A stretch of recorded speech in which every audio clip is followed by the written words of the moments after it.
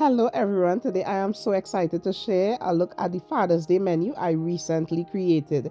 We started with a chill jumbo shrimp cocktail featuring a fresh mango, cucumber, tomato salsa, and I also made a homemade cocktail sauce that I put on the shrimp. It was so good. I also had a sweet chili glazed chicken wings, and this is my little menu here, just showing everything that I'm offering. For the entrees, we enjoyed a honey garlic glazed salmon and Caribbean braised beef in a rich herb sauce. That was the two entrees.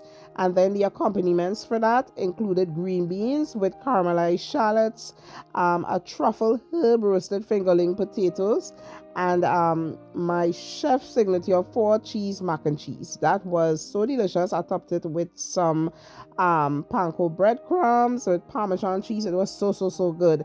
And to finish the experience, dessert was a brownie bottom salted caramel cheesecake, which was so good also.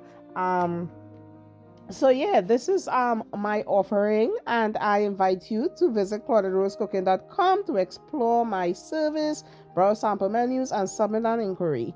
God bless. Bye.